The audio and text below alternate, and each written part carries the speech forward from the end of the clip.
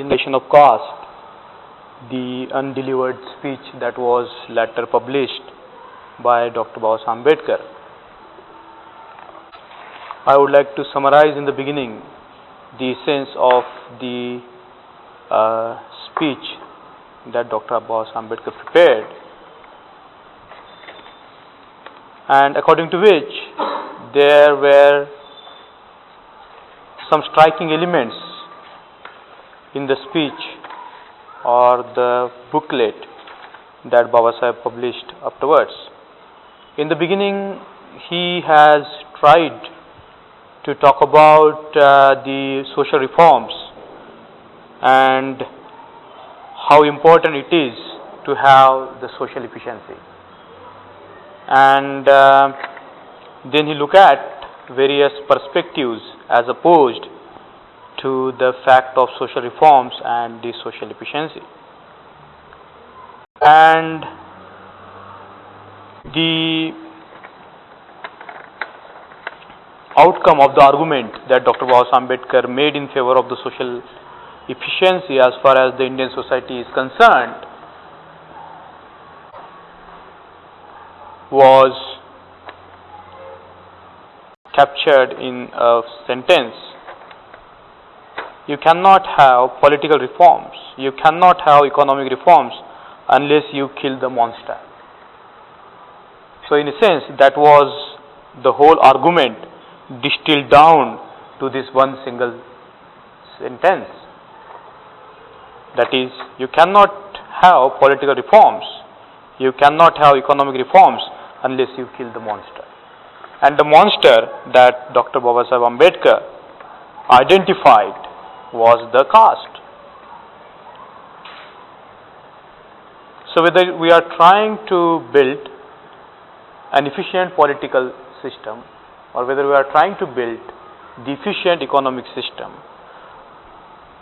the main barrier in order to create efficient political and social structure in India was the caste, and is the caste if we even look at the facts today.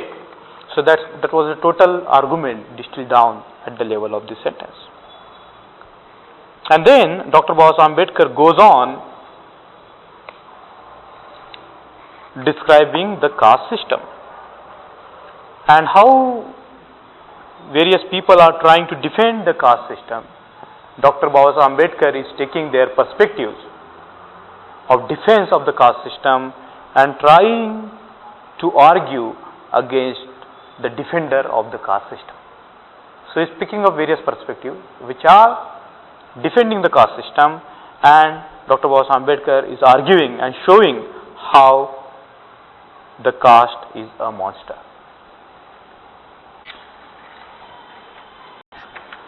And in the third phase of the text, Dr. Babasaheb Ambedkar is trying to put forth, as it were, his ideal of the society. Against the background of the old society, Dr. Babasaheb Ambedkar is trying to pose or put forward his ideal form of society. Not only that, he also tries to take into consideration the other ideals that the people around him are suggesting, and undoubtedly the social ideal or the ideal of the social organization that the people surrounding him are suggesting is the ideal of Chaturvarna. So Dr. Babasaheb Ambedkar also analyzes the ideals posed by other people. And in this context, the ideal is the Chaturvarna. So he is also looking at the Chaturvarna as an ideal form of society, and he is looking at the feasibility whether the Chaturvarna or the system of Chaturvarna can really be the efficient form of social organization. And after discussing this ideal, Dr. Babasaheb Ambedkar comes to a very important question, that is about how to bring about the reform of the Hindu social order, in a way how to abolish caste. So he is also in this section talking about various ways and means by which the caste can be abolished, and it discusses various schemes by which the caste can be abolished. And the scheme that Dr. Babasaheb Ambedkar suggests is the abolition of the Hinduism itself. But he knows that it's not that easy to talk about abolition of Hinduism, so he goes on describing the religion. So necessarily he enters into the area of the religion, trying to describe what religion really means and what can be the fundamental principles of the religion. And what does he mean by the abolition of religion and how that's going to be taking place. So this is in a nutshell or in a gist the annihilation of caste. So today we are going to begin with looking at the text from these many angles. So the first angle, and there will be some repetition from the previous class, but it's very important to go into that and continue with the discussion today.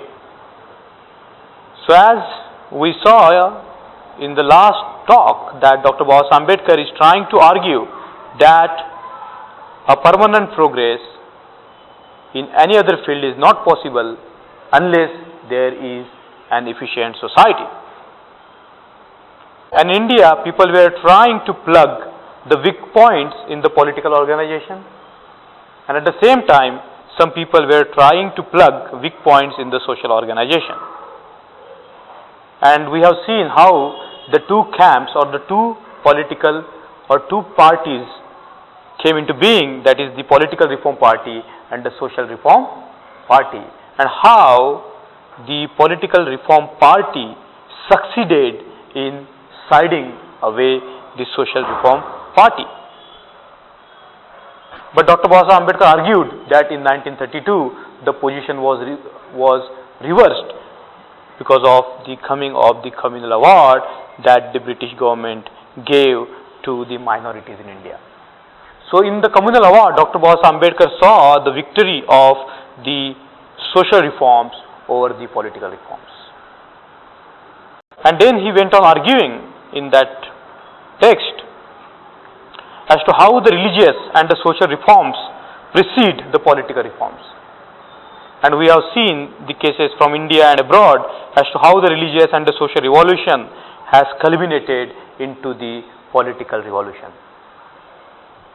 Then he also tries to look at the socialists from their perspective at the Indian problem, and according to their perspective or the socialist perspective, the Indian society can be reformed if the economy is reformed.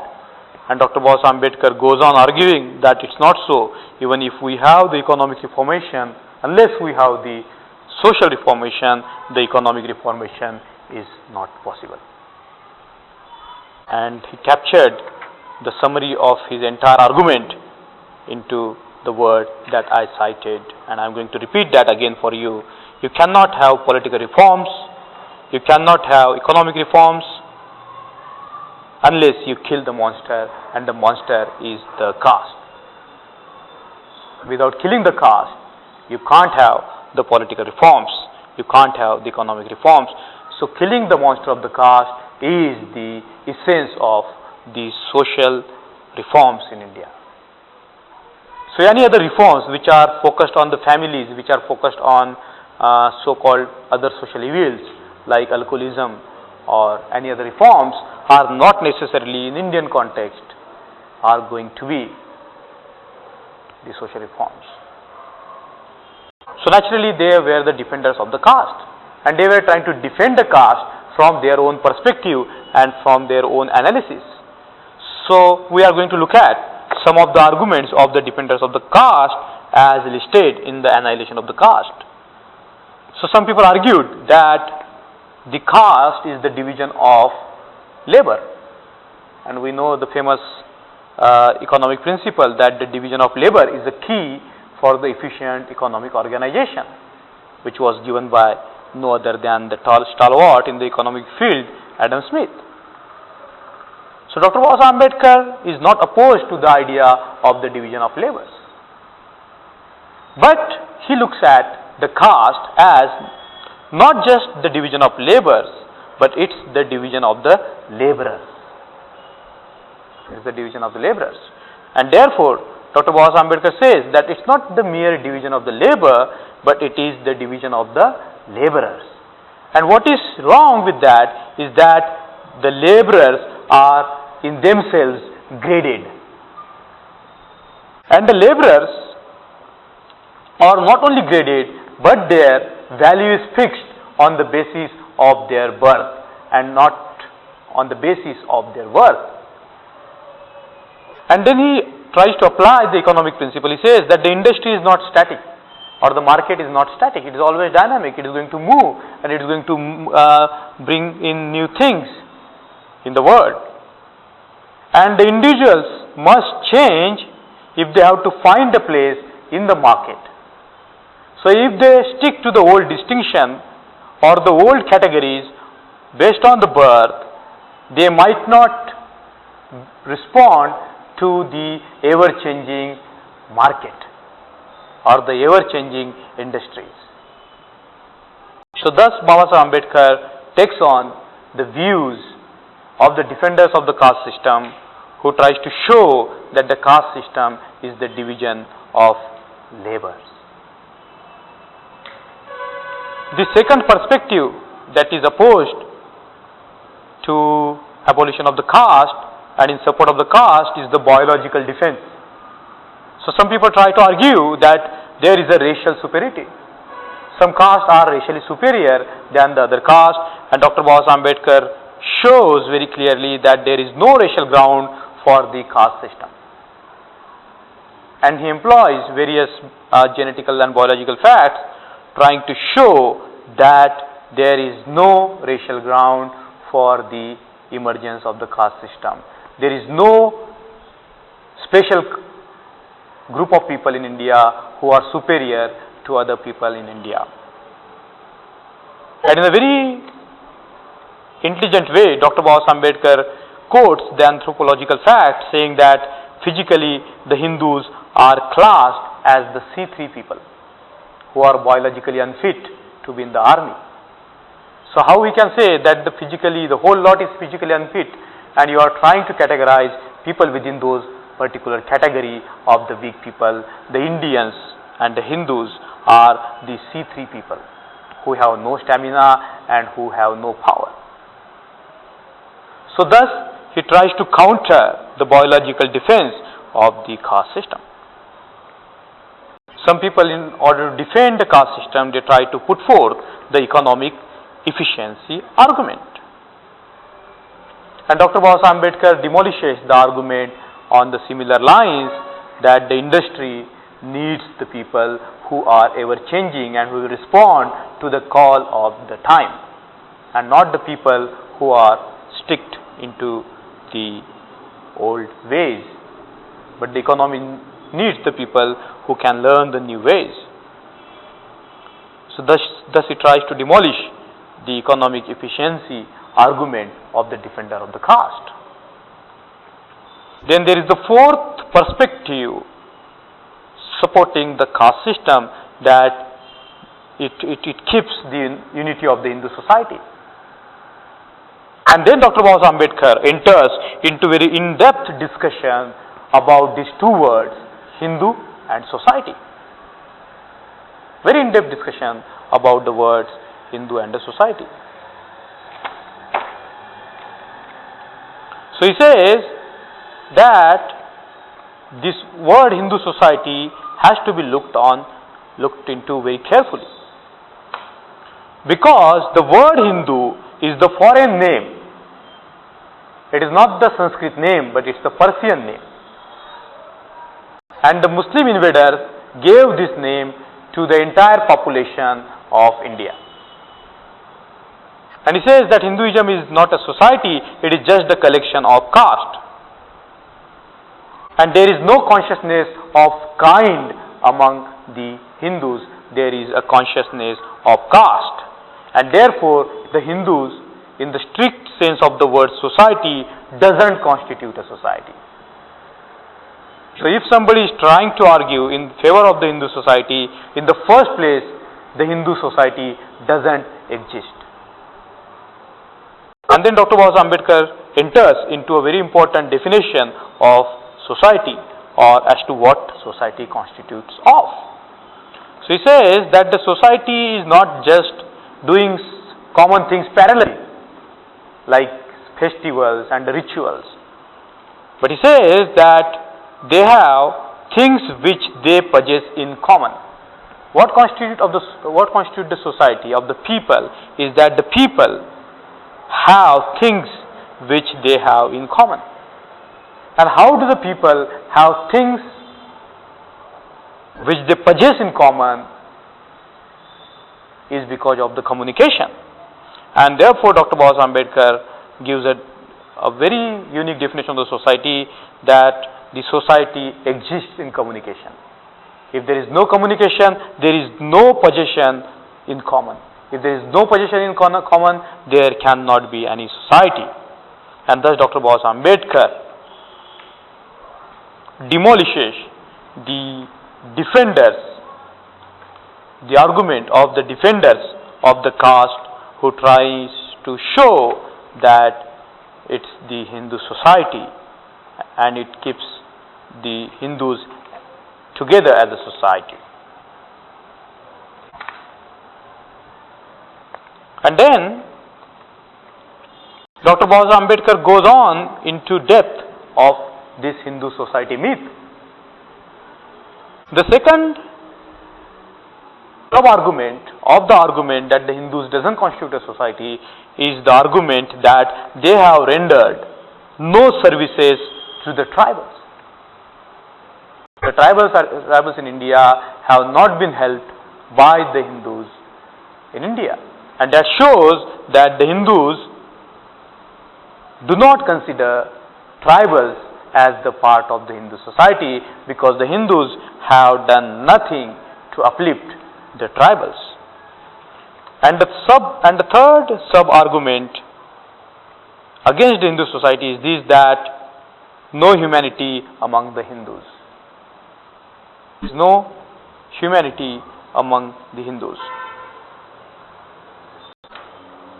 And this is a very important argument which Dr. Babasaheb Ambedkar gave, that there is no inhumanity in Hindus. Hindus try to organize themselves around their caste feeling.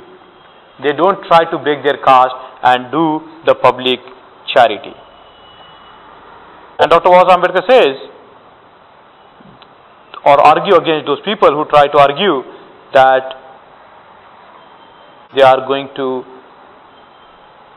have the purification and the organization of the Hindus. Dr. Babasaheb Ambedkar says that Shuddhi and Sanghatan is not possible among the Hindus, because they are so clearly divided and fragmented into the castes. He says that there is no scope for the assertion of the individuals, because unless the individuals assert, the society cannot change. And what Dr. Babasaheb Ambedkar said is very relevant even in the present context. He says the assertion by the individual of his own opinions and belief, his own independence and interest as or against group standards, group authority and group interests is the beginning of all reforms. But whether the reform will continue depends upon what scope the group affords for such individual assertion. If the group is tolerant and fair-minded in dealing with such individuals, they will continue to assert and in the end succeed in converting their fellows. So Dr. Babasaheb Ambedkar very clearly saw how the individuals or the assertion of individuals can contribute to the social progress. And this is a very important argument against the caste system, that it kills the individuality of the human beings. It's against the individuality. It crushes the individual against the mighty forces of the caste. And the device that the Hindus have invented in order to crush the individuals or the rebels as it were, is the excommunication, or what we can say ostracization of the people.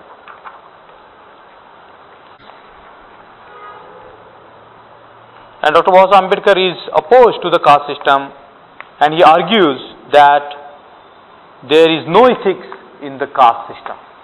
It's completely unethical system because the people have no sense of charity. They have no sense of public charity, and therefore it's anti-ethics. So with this 6 or 7 argumentation, Dr. Babasaheb Ambedkar takes on various views that he views which are trying to defend the caste system, and he demolishes the views one by one. So after taking on the view that the caste system is not an efficient form of the organization of the society, Dr. Babasaheb Ambedkar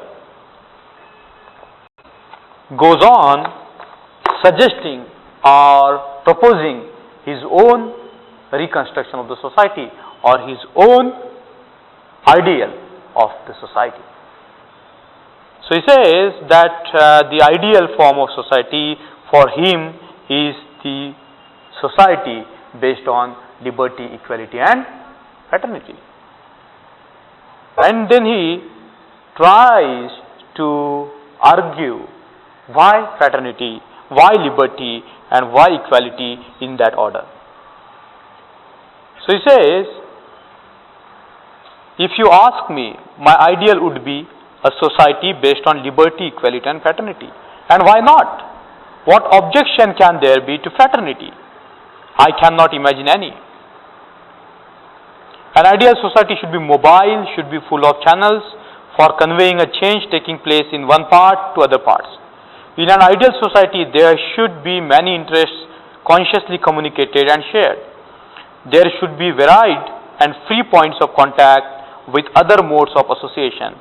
In other words, there must be social Indo-osmosis. So, social Indo-osmosis is a very important term that Dr. Babasaheb Ambedkar introduced in this particular context. And this social Indo-osmosis, Dr. Babasaheb Ambedkar termed as fraternity. And he went on to describe the deep democracy. He says that this is fraternity, which is only another name for democracy. So the deep democracy or the conception of democracy is very depth. It's more deeper than mere voting. It has to do with how we live and how we associate with other human beings. Democracy is not merely a form of government. It is primarily a mode of associated living, of conjoint communicated experience. It is essentially an attitude of respect and reverence toward fellow man. I think this is a very crucial definition of democracy that Dr. Babasaheb Ambedkar has propounded here. And then he talks about liberty. He says, what objection can there be to liberty? He sees no objection to the liberty in his scheme of the ideal society. He says, few object to liberty in the sense of a right to free movement, in the sense of a right to life and limb. There is no objection to liberty in the sense of a right to property, tools and materials as being necessary for earning a living to keep the body in due state of health. Why not allow liberty to benefit by an effective and competent use of a person's powers? And then he goes on, the supporters of caste who would allow liberty in the sense of a right to life, limb and property would not readily consent to liberty in this sense in as much as it involved liberty to choose one's profession. What objection can there be to the liberty or right to choose one's profession? But Dr. Babasaheb Ambedkar goes deeper than that. He says, but to object to this kind of liberty is to perpetuate slavery. For slavery does not merely mean a legalized form of subjection, it means a state of society in which some men are forced to accept from other the purposes which control their conduct. This condition obtains even where there is no slavery in the legal sense. It is found where, as in the caste system, some persons are compelled to carry on certain prescribed callings which are not of their choice. Very important when Dr. Babasaheb Ambedkar talks about what objections can be there to the value of liberty. And then he goes on into discussing the equality. He says that what objections can there be to equality? What of that? So he says equality may be a fiction, but nonetheless one must accept it as the governing principle. So even if it may be the fiction, the best thing is to accept equality as the governing principle, because inequality cannot be the governing principle. And then he goes on arguing like this. He says that when we are dealing with the vast number of people, you cannot employ the principle of inequality. You have to apply the principle of equality. And the second line of argument that Dr. Babasaheb Ambedkar gave in order to support equality is this, that it's very difficult to classify the people into sharply marked categories. It's not possible to mark individuals in the categories, or it's not possible to classify them in the watertight compartments, because every individual is unique. Each one of them have got their special unique position, and it's not possible to put the people together in one common basket. So Dr. Babasaheb Ambedkar is opposed, or his line of thinking is in this direction. He says, however desirable or reasonable and equitable treatment of men may be, humanity is not capable of assortment and classification. None among us is capable of classifying and assorting the people. And therefore the statement must follow some rough and ready rule, and that rough and ready rule is to treat all men alike, not because they are alike, but because classification and assortment is impossible. And the third line of argument that Dr. Babasaheb Ambedkar put in favor of the equality is that it is the most practical way in the politics. It is the most practical way in the governance to treat everybody equally. Otherwise, it will be impossible to conduct the affairs of the society. So according to his scheme of the ideal society, it has to be based on the three values of liberty, equality and fraternity. And Dr. Babasaheb Ambedkar supported his scheme of a society based on the three values of liberty, equality and fraternity by way of various arguments. And he tried to show that there should not be any objection to constructing a society on the basis of these three values. But not only this, Dr. Babasaheb Ambedkar also talks about the ideals that is put forth by the other social reformers, including the Arya Samajists. And this is one of the very deep discussion in the text that has taken place in this very important booklet that Dr. Babasaheb Ambedkar wrote. I think we can find one of the very deep and very forceful arguments in the discussion that is going to ensue now. Dr. Babasaheb Ambedkar says that Arya Samajists are to defend or trying to pose Chaturvarna as the ideal form of society. And it is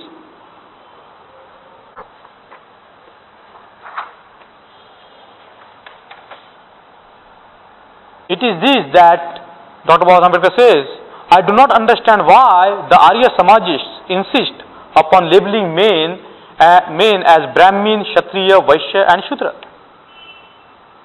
A learned man would be honored without his being labeled a Brahmin. And this is very important, that Dr. Babasaheb Ambedkar is opposed through the process of labeling. He is even opposed to the labels that Arya Samajists find very, very unharmful.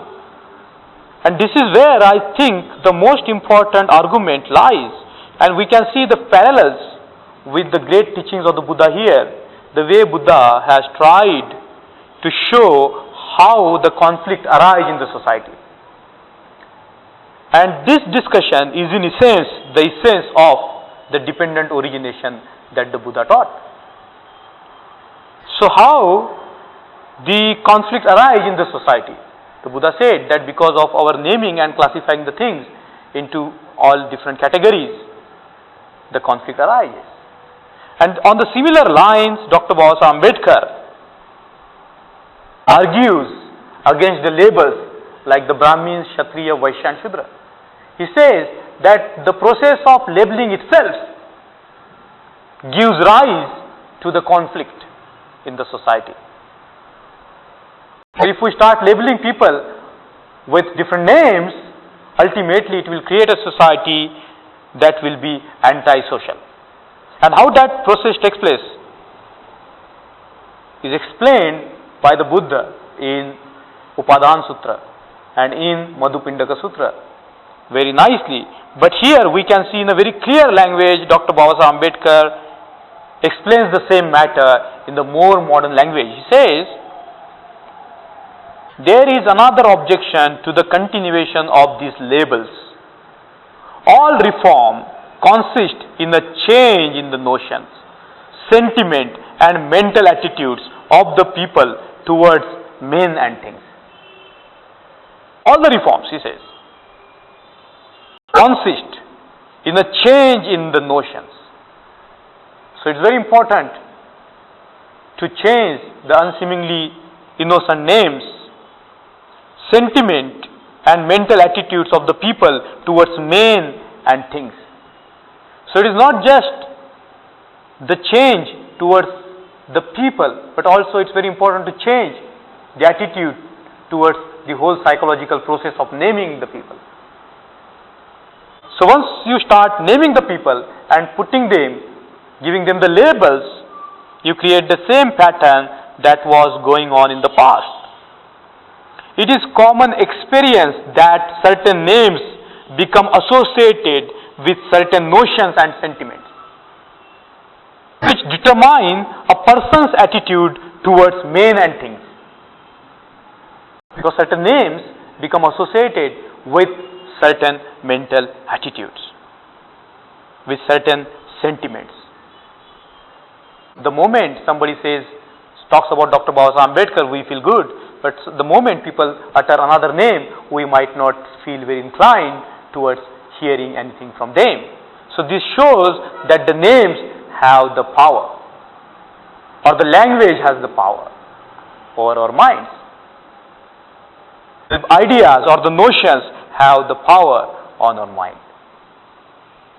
The Buddha said that the sadhya or names, the nirutti, language, and prapancha, the whole mental ideas or the ideologies oppress the human mind. And we can see the similar ideas that are popping up out of this text which Dr. Babasaheb Ambedkar wrote in 1936. The names Brahmin, Kshatriya, Vaishya and Shudra are names which are associated with a definite and fixed notion in the mind of every Hindu. So even if the people are different, but those notions or those names have been concretized in their minds. So long as these names continue, Hindus will continue to think of the Brahmin, Kshatriya, Vaishya and Shudra as hierarchical divisions of high and low based on birth and act accordingly. So it is not just people think in terms of these categories of highs and lows, but they act according to the notions of high and low. To continue the old name is to make the reform futile. So in order for the reforms to succeed, it's very important to do away with the labels. It's very important to change the names, otherwise the whole game will go on and on and on and on, because the names or the words are not just words, they communicate something. And then there is the argument made by the Arya Samajists that the Chaturvarna is the ideal form of organizing the society. And in order to counter this argument, Dr. Babasaheb Ambedkar brings in the conception of an ideal society given by the Plato. According to the Plato's idea of the republic, there were going to be the three classes of the people, like the laboring and trading classes, courageous of the people having the courageous dispositions, the guardians, and the lawgivers, and the subjects. But Dr. Babasaheb Ambedkar even criticized Plato's ideal of republic here, because he found the Plato's ideal of republic or the Hindu's idea of Chaturvarna very repugnant to the regions. He says that, he argues very clearly. He says, all this is demonstrably wrong. Modern science has shown that lumping together of individuals into a few sharply marked of classes is a superficial view of man not worthy of serious consideration. The science has proved that you can't categorize the people into few sharply marked classes of people. There are so many dispositions. There are so many ways, infinite ways by which people can be categorized. There cannot be a few categorized by which people can be categorized. And he says, consequently, the utilization of the qualities of individuals is incompatible with their stratification of classes, since the qualities of individuals are so variable. Various individuals have the very many variable qualities. And therefore, he says that it's impossible to accurately classify people into four definite classes is proved by the fact that the original four classes have now become 4,000 castes. So he says that it's not possible even to organize people on the basis of a single quality into four sharply marked of classes. And this is a very important argument that Dr. Babasaheb Ambedkar made against the Chaturvarna as the ideal form of the society. Then he said that if we have to sustain this scheme of Chaturvarna, it cannot be sustained unless there is a penal system. He said that this system of Chaturvarna was sustained because there was a penal system, and he gave an example of why Rama killed Shambhuka. Because Shambhu was trying to cross his caste barrier or his caste duties, he was killed by Rama. So he says that if you want to have this kind of organized or an ideal society, it has to be supported by some punitive schemes. There has to be a scope for the penal codes, without which it will be impossible to carry on this scheme forward. So he argues that the supporters of Chaturvarna must give an assurance that they could successfully classify men, and they could induce modern society in the 20th century to reforge the penal sanctions of Manusmriti. Now this is a very important argument. Okay, if we grant that the Chaturvarna is the ideal form of society, but how are you going to sustain it? You have to sustain it by certain penal codes. And those penal codes are none less than the codes of the Manu Smriti. He said that if we try to classify or organize the society on the basis of Chaturvarna, what will happen to the women? Because according to the scheme of Chaturvarna, only men are to be classified. He argues what will happen to women. Are they also to be divided into four classes, Brahmin, Kshatriya, Vaishya and Shudra, or are they to be allowed to take the status of their husbands? If the status of the woman is to be consequence of marriage, what becomes of the underlying principle of Chaturvarna, namely that the status of a person should be based upon worth of that person. So it is not based on the worth. If it is based on the basis of the marriage, that's based on the basis of the marriage of the woman with the man, and it's not based on the basis of her worth. And he says that if the women are to be arranged in the Chaturvarna fashion, they must be prepared to have women priests and women soldiers. Hindu society has grown accustomed to women teachers and women barristers. It may grow against to women brewers and women butchers. Can the Hindu society see women as the butchers and the brewers? So he says that, okay, even after this kind of argumentation, if we argue that the Chaturvarna is practicable, Dr. Babasaheb Ambedkar says that even if it is practicable, let's assume for the sake of assumption that the Chaturvarna is practicable, Dr. Babasaheb Ambedkar contends that it is the most vicious system. That the Brahmins should cultivate knowledge, that the Kshatriya should bear arms, that the Vaishya should trade, and that the Shudra should serve sounds as though it was a system of division of labor. So he says that the Chaturvarna can't work in the theory, and he said that it has worked in practice as well by quoting the historical examples as to how the Chaturvarna has ended up into a system of slavery.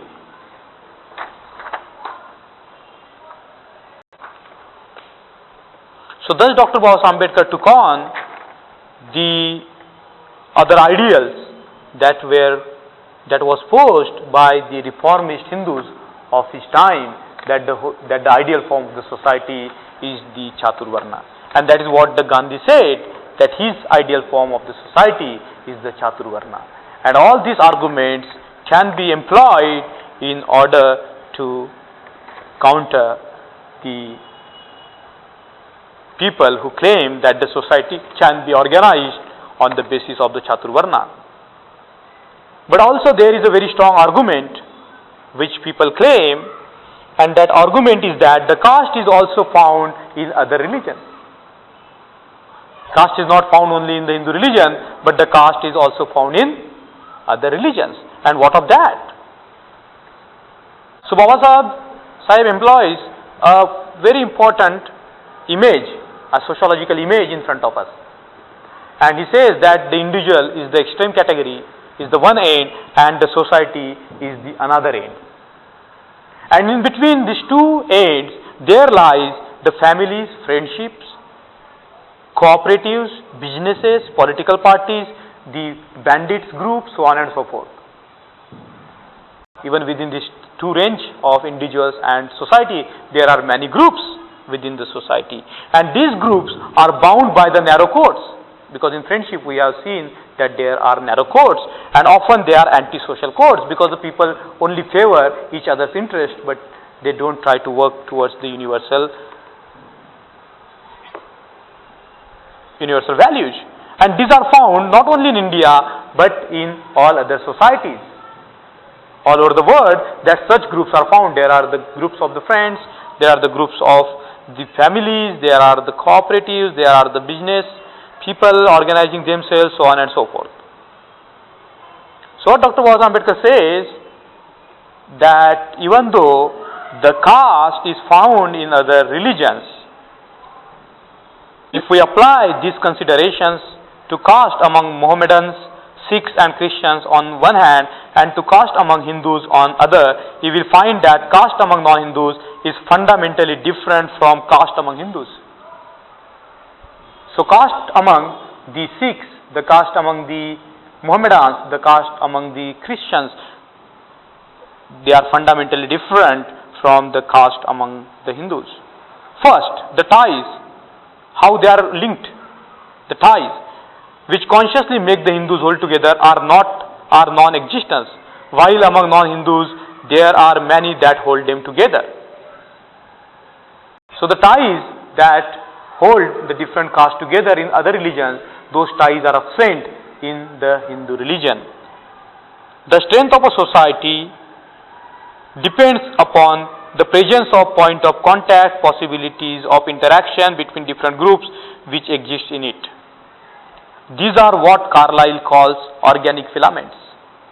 That is, the elastic threads which help to bring the disintegrating elements together and to reunite them. There is no integrating force among the Hindus to counteract the disintegration caused by caste. While among the non-Hindus there are plenty of these organic filaments which bind them together. Again, it must be borne in mind that although there are castes among non-Hindus as there are among Hindus, caste has not the same social significance for non-Hindus as it has for Hindus. Ask Mohammedan or a Sikh who he is, he tells you that he is a Mohammedan or a Sikh as the case may be. He does not tell you his caste, although he has one, and you are satisfied with his answer. When he tells you that he is a Muslim, you do not proceed to ask him whether he is a Shia or a Sunni, Sheikh or Sayyid, Khatik or Pinjari. When he tells you he is a Sikh, you do not ask him whether he is Jat or Roda, Majhabi or Ramdasi, but you are not satisfied if a person tells you that he is a Hindu. You feel bound to inquire into his caste. Why? Because so essential is caste in the case of a Hindu that without knowing it, you do not feel sure what sort of a being he is. That caste has not the same social significance among non-Hindus as it has among Hindus is clear if you take into consideration the consequences which follow breach of caste. If you break the codes of caste in other religions, there is not much punishment. But if you breach the code of caste in Hinduism, there is a strong punishment. So this is all for today, and in the next talk we are going to look at how to bring about the reform of the Hindu social order, how to abolish caste, because the caste is the monster, and how to abolish the caste or how to bring about the reform of Hindu social order is going to be the topic of the next talk.